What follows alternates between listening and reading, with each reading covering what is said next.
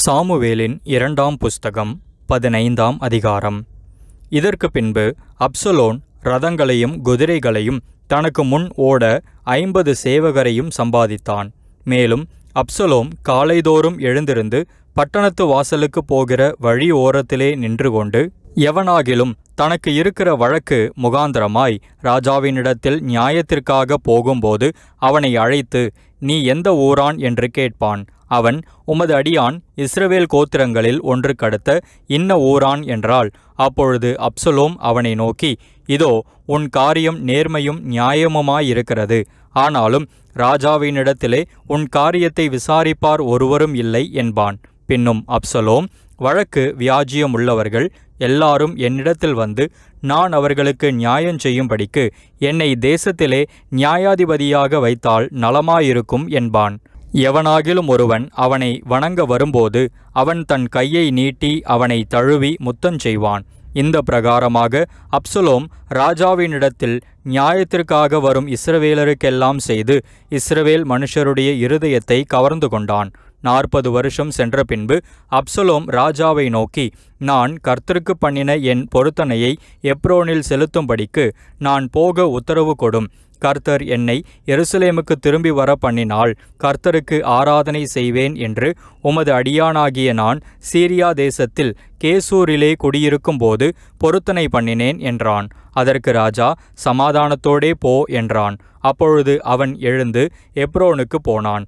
Absalom இஸ்ரவேல் கோத்திரங்களுக்கெல்லாம் வேவுகாரரை அனுப்பி, நீங்கள் எக்கால தொனியை கேட்கும்போது அப்சலோம் எப்ரோனிலே ராஜாவானான் என்று சொல்லுங்கள் என்று சொல்லி வைத்திருந்தான்.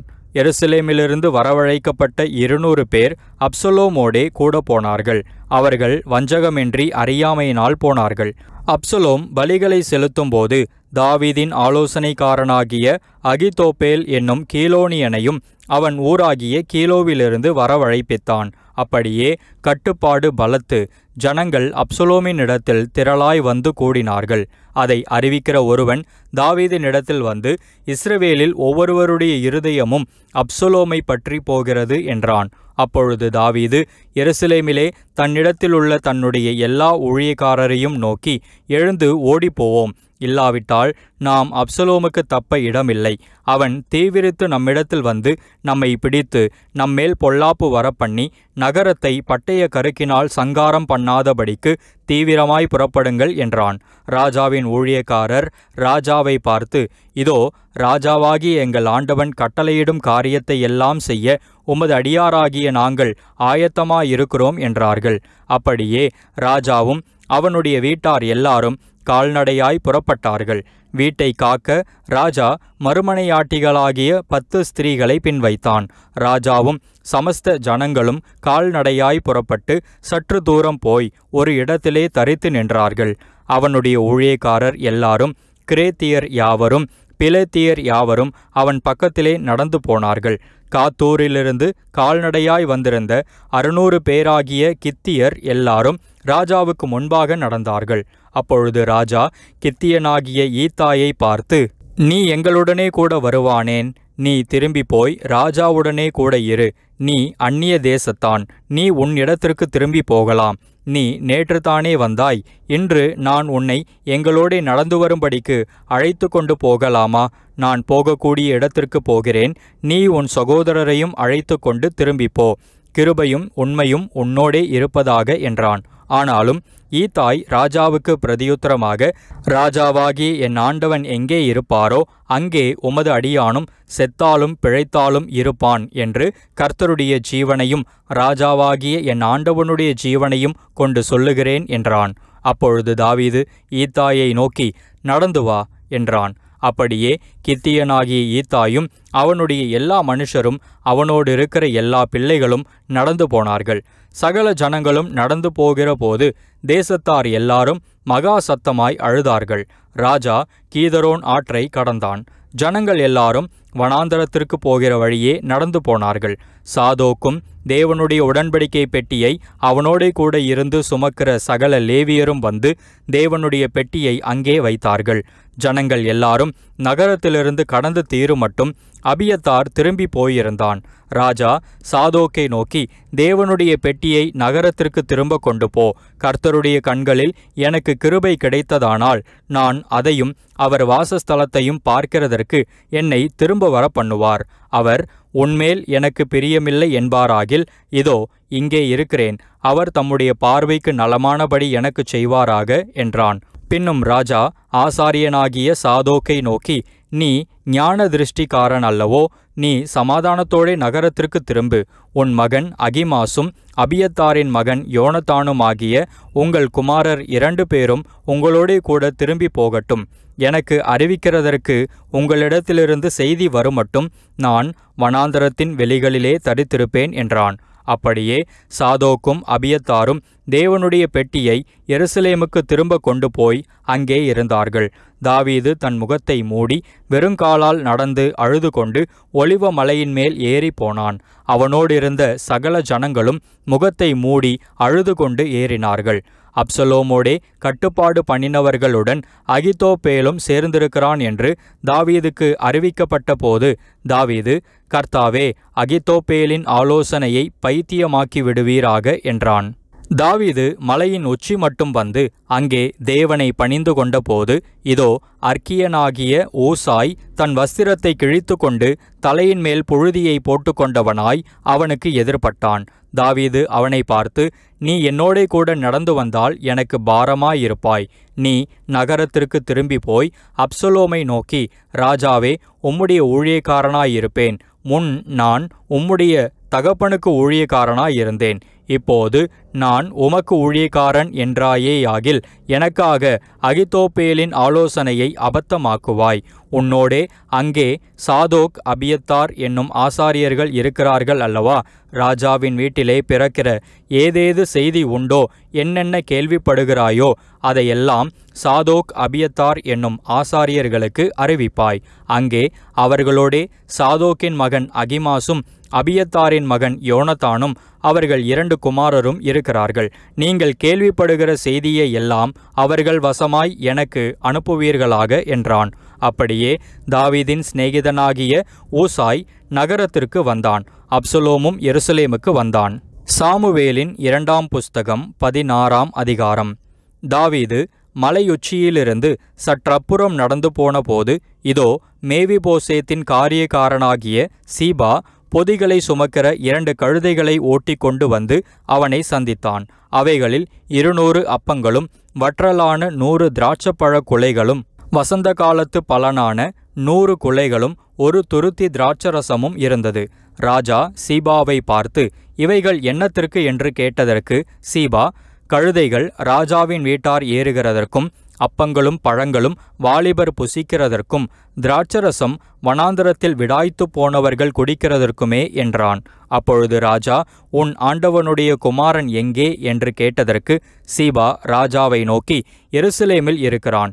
இன்று இஸ்ரவேல் வீட்டார் என் தகப்பனுடைய ராஜ்யத்தை என் வசமாய் திரும்ப பண்ணுவார்கள் என்றான் என்று சொன்னான். அப்பொழுது ராஜா சீபாவை நோக்கி, மேவிபோசேத்திற்கு உண்டானதெல்லாம் உன்னுடையதாயிற்று என்றான். அதற்கு சீபா, ராஜாவாகி என் ஆண்டவனே, உம்முடைய கண்களில் எனக்கு தயை கிடைக்க வேண்டும் என்று நான் பணிந்து கேட்டுக்கொள்ளுகிறேன் என்றான்.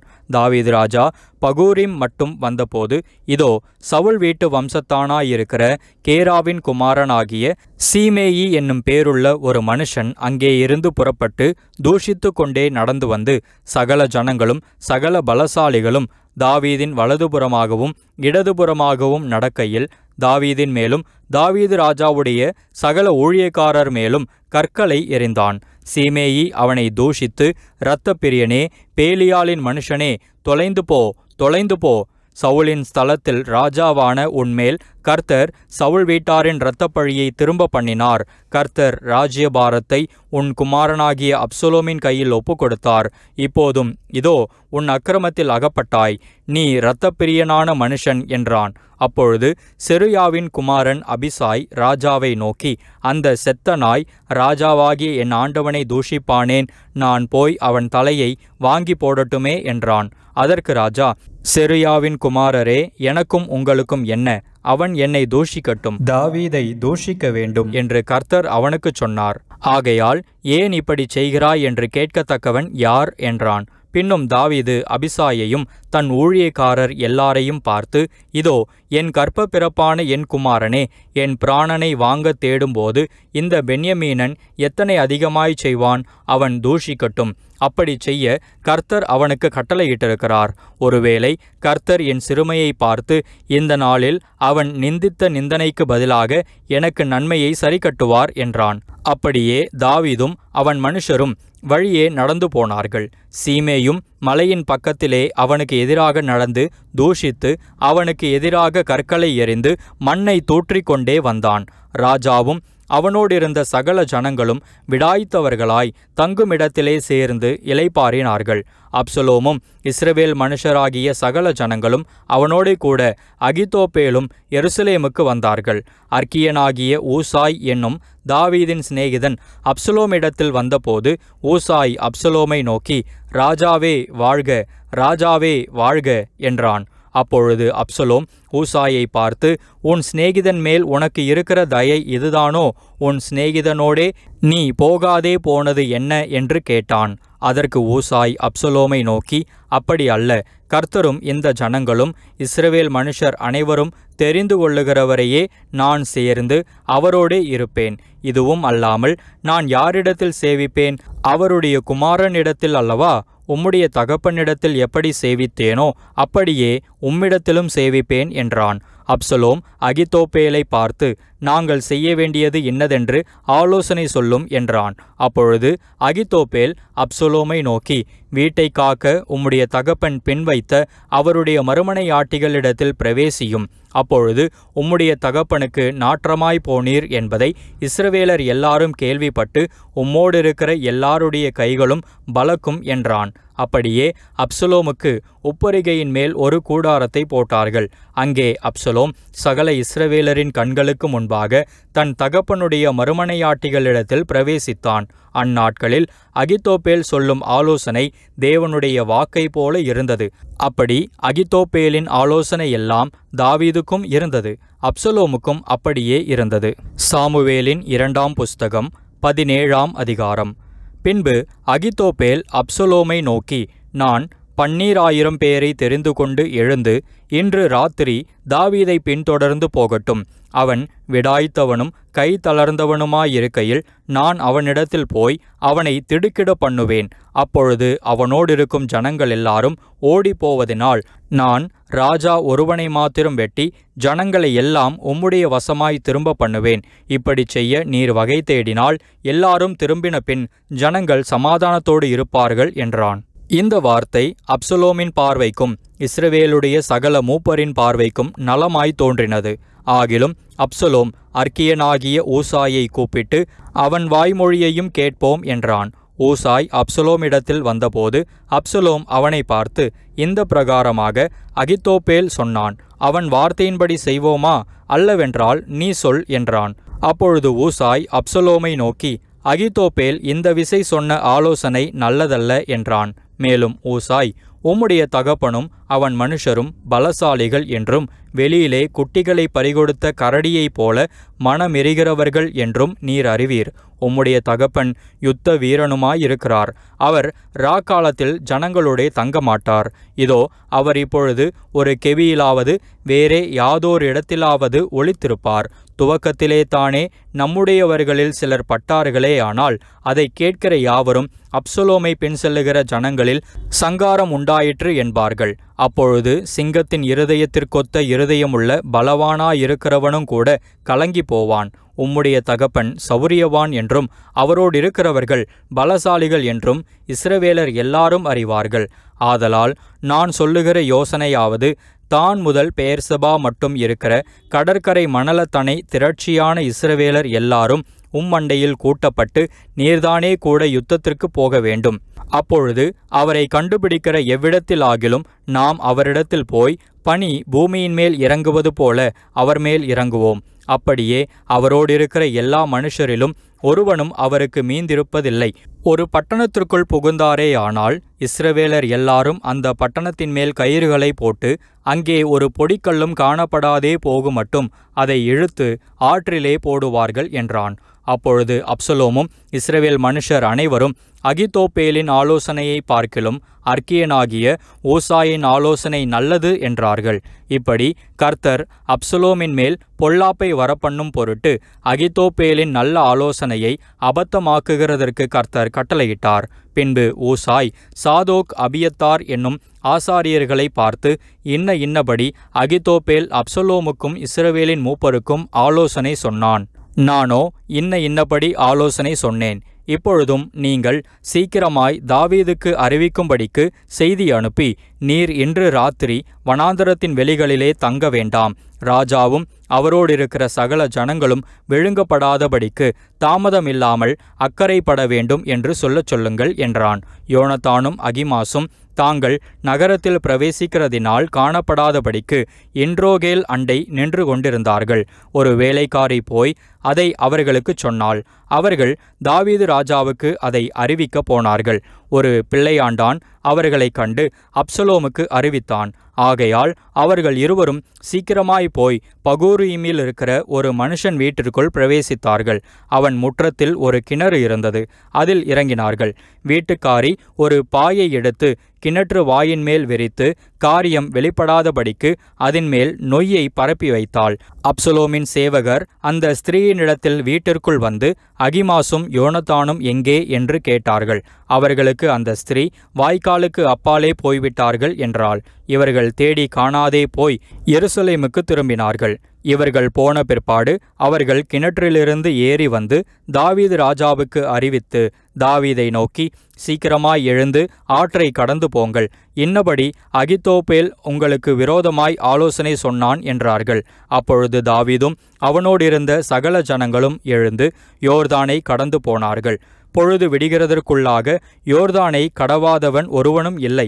அகித்தோப்பேல் தன் யோசனையின்படி நடக்கவில்லை என்று கண்டபோது தன் கழுதையின் மேல் சேணம் வைத்து ஏறி தன் ஊரில் இருக்கிற தன் வீட்டுக்கு போய் தன் வீட்டு காரியங்களை ஒழுங்குபடுத்தி நான்று கொண்டு செத்தான். அவன் தகப்பன் கல்லறையில் அவனை அடக்கம் பண்ணினார்கள். தாவீது மக்னாயீமுக்கு வந்தான். அப்சலோமும் சகல இஸ்ரவேலோடும் கூட யோர்தானை கடந்தான். அப்சலோம் யோவாபுக்கு பதிலாக அமாசாவை இராணுவ தலைவன் ஆக்கினான். இந்த அமாசா நாகாசின் குமாரத்தியும் செருயாவின் சகோதரியும் யோவாபின் அத்தையுமாகிய அபிகாயிலை படைத்த இஸ்ரவேலனாகிய எத்திரா என்னும் பேருள்ள ஒரு மனுஷனுடைய குமாரனாயிருந்தான். இஸ்ரவேல் ஜனங்களும் அப்சலோமும் கீலேயாத் தேசத்திலே பாளையமிறங்கினார்கள். தாவீது மக்னாயீமில் சேர்ந்தபோது அம்மோன் புத்திரரின் தேசத்து ரப்பா பட்டணத்தானாகிய சோபி என்னும் நாகாசின் குமாரனும் லோதேபார் ஊரானான அம்மியேலின் குமாரன் மாகீரும் ரோகிலிம் ஊரானும் கீலேயாத்தியனுமாகிய பர்சிலாவும் மெத்தைகளையும் கலங்களையும் மண்பாண்டங்களையும் கோதுமையையும் வார்கோதுமையையும் மாவையும் வறுத்த பயற்றையும் பெரும் பயற்றையும் சிறு பயற்றையும் வறுத்த சிறு பயற்றையும் தேனையும் வெண்ணெயையும் ஆடுகளையும் பால் கட்டிகளையும் தாவீதுக்கும் அவனோடிருந்த ஜனங்களுக்கும் சாப்பிடுகிறதற்கு கொண்டு வந்தார்கள். அந்த ஜனங்கள் வனாந்தரத்திலே பசியும் இளைப்பும் தவணமுமாய் இருப்பார்கள் என்று இப்படி செய்தார்கள்.